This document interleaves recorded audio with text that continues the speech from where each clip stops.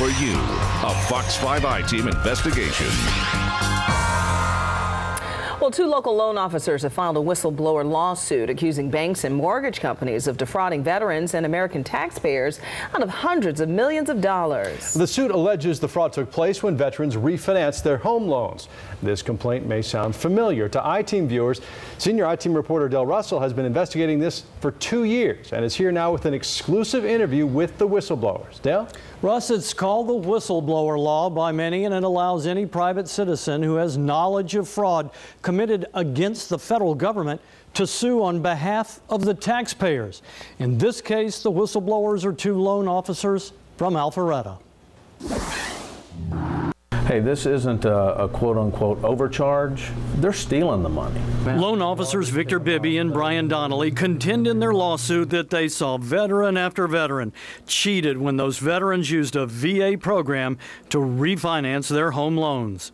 This is a benefit that they earned by serving our country, and for the banks to do that, it was, wasn't the right thing. The 2 loan officers filed a federal whistleblower lawsuit against 13 banks and mortgage companies, accusing them of taking part in a brazen scheme to defraud both our nation's veterans and the United States Treasury. The veteran was targeted in this fraud. I mean, there's no 2 ways about it. Make you mad? Yeah, very upset. Nobody likes to get cheated. The I-Team was first to tell you about a class action lawsuit that accused Wells Fargo, the nation's 4th largest bank, of racketeering and fraud. The suit contended Wells Fargo was concealing attorney fees when veterans refinanced their home loans. I think it's outrageous. I don't like it at any time when I feel like people are being taken advantage of financially. Attorney Jason Crawford, who filed the suit, says on most refinanced loans, VA rules require the lender to pay attorney fees.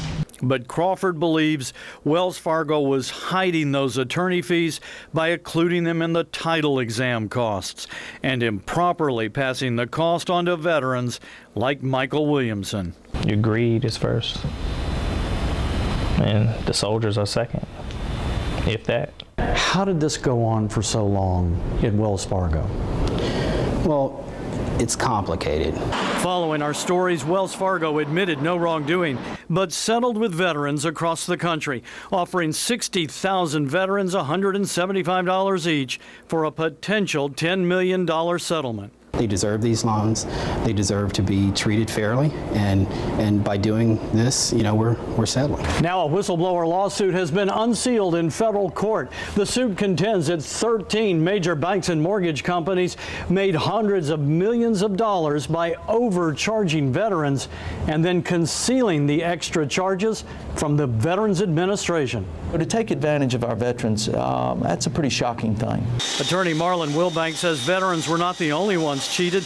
He says the VA guaranteed portions of more than 1 million loans during the past decade. Many of those loans went into foreclosure, which cost the taxpayers a bundle. The hemorrhaging now can stop, and the taxpayers won't continue to pay money out under a guarantee that their government made that was procured by fraud. For Victor Bibby and Brian Donnelly, who say they have seen this alleged fraud for years, they have a simple goal with this whistleblower lawsuit. I want it to stop, and I want the taxpayers and the veterans to get their money back. Now, we tried to reach some of the largest banks named in this lawsuit: Wells Fargo, Bank of America, JP Morgan Chase Bank. We got no comment from all of them. Russ? So if the money is recovered, Dale, who gets it? Well, here's the good thing about it. Most of the money will go back to the taxpayers. It actually goes back into the general fund, if you will.